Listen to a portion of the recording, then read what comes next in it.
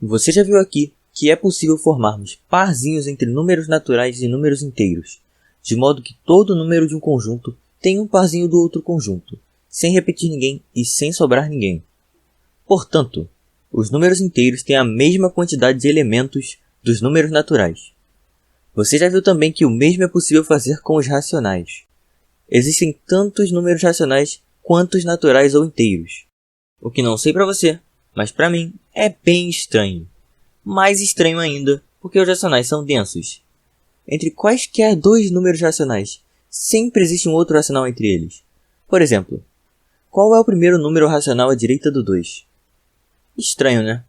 Não tem um primeiro, porque dado qualquer número racional, querendo ser o primeiro após o 2, existe um outro racional entre eles. Mesmo com essa propriedade de estarem densamente espalhados pela reta, os racionais são em igual quantidade aos inteiros.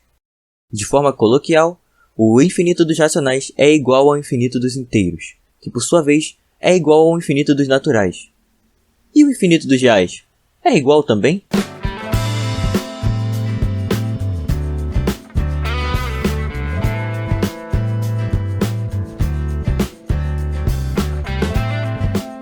Olá, eu sou Leonardo Montenegro, estudante de licenciatura em matemática, e esse INMEF foi escrito pelo professor Tiago Reis, Programa Institucional de Iniciação Científica, Instituto Federal de Educação, Ciência e Tecnologia do Rio de Janeiro.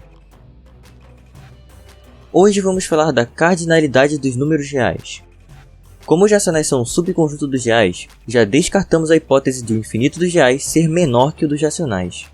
Sobram então as opções de serem iguais ou dos reais ser maior.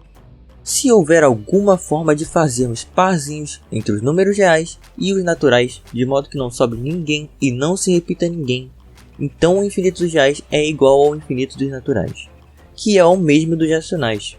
Caso contrário, isto é, se não for possível formar os parzinhos, o infinito dos reais é maior que o infinito dos racionais. O termo técnico correto é cardinalidade. Dizemos que dois conjuntos têm a mesma cardinalidade se existe uma função bijetiva entre eles. Então, se houver uma função bijetiva entre os reais e os naturais, eles possuem a mesma cardinalidade. Se não houver uma função assim, então a cardinalidade dos reais é maior que a cardinalidade dos naturais. Durante o vídeo, continuaremos usando as expressões populares, o infinito dos reais, o infinito dos naturais, quantidade de números reais e quantidade de números naturais. Quando você ouvir estas expressões, lembre-se que nos referimos à cardinalidade de conjuntos. Como dissemos, os números reais serão em mesma quantidade que os racionais, se houver uma forma de fazermos parzinhos entre os reais e os números naturais, de modo que não sobre ninguém e não se repita ninguém. Mas formar parzinhos de algum conjunto A, qualquer que seja, com os naturais, é formar uma lista com os elementos do conjunto A, de modo que esta lista tenha um primeiro elemento, não tenha um último e nenhum se repita. Antes de encararmos o problema de todo o conjunto dos números reais, vamos olhar primeiro para uma pequena parte dele. Vamos pegar uma lista qualquer de elementos no intervalo fechado em 0 e fechado em 1, com as características que citamos. Isto é, que tenha um primeiro elemento, não tenha um último e não tenha repetição. Como esses elementos pertencem ao intervalo 0 a 1, eles são números maiores que 0 e menores que 1. Dessa maneira, em sua representação decimal, eles se escrevem da forma 0, alguma coisa, onde o alguma coisa significa uma lista infinita de dígitos de 0 a 9. Mesmo os números com uma quantidade finita de dígitos decimais podem ser vistos como uma lista infinita. Por exemplo, o 0,2 é o mesmo que o 0,2000, onde os zeros depois do 2 se repetem infinitamente. O 0,35 pode ser visto como 0,35 e infinitos zeros depois do 5, e assim vai. O 0 pode ser escrito como 0,000 reticências, e o 1 pode ser escrito como 0,999 reticências. Desta forma, o x1 se escreve como 0,A11, A12, A13 e etc., onde A11, A12, A13 e etc. são dígitos de 0 a 9. O x2 se escreve como 0,A21, A22, A23 e etc., onde A21, A22, A23 e etc. são dígitos de 0 a 9. O x3 se escreve como 0,A31, A32, A33 e etc. onde A31, A32, A33 e etc. são dígitos de 0 a 9, e assim por diante. Agora, vamos formar um número y0,b1, b2, b3 e etc. da seguinte forma. O b1 é algum dígito de 0 a 9 diferente do A11. Por exemplo, se o A11 é o 3, então podemos escolher o b1 sendo o 0, ou o 1, ou o 2, ou o 4, ou o 5, ou o 6, ou o 7, ou o 8, ou o 9. Mas, se A11 é o 7, podemos escolher o b1 sendo qualquer um dos algarismos de 0 a 9 exceto o 7. Para o b2, escolhemos qualquer um dos dígitos de 0 a 9 exceto o A22. O b3 é algum dígito de 0 a 9 diferente do A33. O b4 é algum dígito de 0 a 9 diferente do A44. E assim por diante. Note que, como o y é um número da forma 0, alguma coisa, ele é um número pertencente ao intervalo 0,1. O y pertence à lista de elementos do intervalo 0,1? Bem, observe que o y não pode ser o primeiro elemento da lista. Para o y ser o primeiro, o b1 seria o A11, o b2 seria o A12, o b3 seria o A13, e assim por diante. Mas lembre-se que escolhemos o b1 diferente de A11, por isso o y não é o primeiro elemento da lista. Para o y ser o segundo elemento da lista, o b1 seria o A21, o b2 seria o A22, o b3 seria o A23 e assim por diante. Mas lembre-se que escolhemos o b2 diferente do A22, por isso o y não é o segundo elemento da lista. Nós escolhemos o b3 diferente do A33, por isso o y não é o terceiro elemento da lista. Seguindo este raciocínio, percebemos que o y não é o quarto, nem o quinto, nem o sexto. O y não é nenhum dos elementos da lista.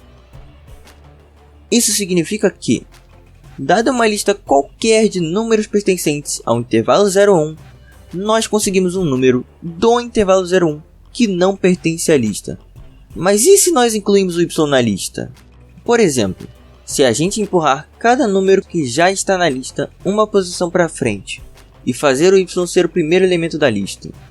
Tudo bem, basta fazermos o mesmo procedimento que fizemos antes, que conseguimos um número z do intervalo 0,1 que não pertence à lista. E se agora incluímos o z na lista? Então, repetimos o procedimento e construímos um número w do intervalo 0,1 que não pertence à lista. Desta forma, qualquer que seja a lista enumerável, isto é, com as características de ter um primeiro elemento, não ter um último e nenhum se repetir, sempre existe algum elemento do intervalo 0,1 que não pertence à lista. Bingo! Não é possível fazer uma lista com tais características que contenha todos os números reais do intervalo 0,1. Isso significa que, se tentarmos formar parzinhos entre os números reais do intervalo 0,1 e os números naturais, sempre sobrará números do intervalo 0,1. Ou seja, o infinito do intervalo 0,1 é maior que o infinito dos naturais. Ora, meu caro e minha cara, o 0,1 é apenas uma parte dos reais. Logo, o infinito dos reais tem que ser maior ou igual ao infinito do intervalo 0,1. Assim, o infinito dos reais é maior que o infinito dos naturais. Por conseguinte, o infinito dos reais é maior que o infinito dos racionais. A cardinalidade dos reais é maior que a cardinalidade dos racionais. Já havíamos citado esse fato no IMF 27, mas agora demos uma justificativa. Assim, existem diferentes tamanhos de infinito.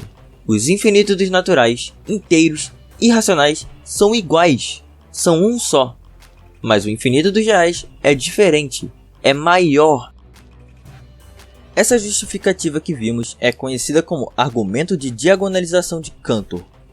Foi proposta por Georg Cantor. Cantor demonstrou que existe um infinito maior que o infinito dos naturais. Cantor foi além. Ele demonstrou que, dado um infinito qualquer, existe um infinito maior que ele. Daí, existe um terceiro infinito, que é maior que o dos reais. Existe um infinito maior que este terceiro. Existe um infinito maior que o quarto. E assim por diante. Existem infinitos infinitos. Cantor inaugurava então os números transfinitos, com toda uma aritmética e uma estrutura bem definida. Ah, você sabe, né? Fica aí mais um tema para um MF futuro. Bem, existem infinitos diferentes infinitos após o infinito dos reais. Mas, entre o infinito dos naturais e o infinito dos reais, existe algum? Isto é, existe algum infinito que seja maior que o dos naturais, mas menor que o dos reais? Cantor achou que não. Este chute de Cantor ficou conhecido como hipótese do contínuo. Durante muito tempo ninguém soube responder se a hipótese do contínuo era verdadeira ou falsa. Cantor acertou o chute dele? A busca por uma resposta a essa pergunta foi o primeiro dos 23 famosos problemas de Hilbert. Olha, estou me coçando aqui para falar dos 23 problemas de Hilbert, mas preciso me controlar e deixar para o MF futuro. Voltando à hipótese do contínuo, Kurt Gödel demonstrou que é impossível demonstrar-se que ela é falsa, e Paul Cohen demonstrou que é impossível demonstrar-se que ela é verdadeira. Bugou? Eu também. Precisamos de um MF saboroso sobre a hipótese do contínuo. Valeu! Se inscreva no nosso canal para ficar com mais interrogações do que respostas.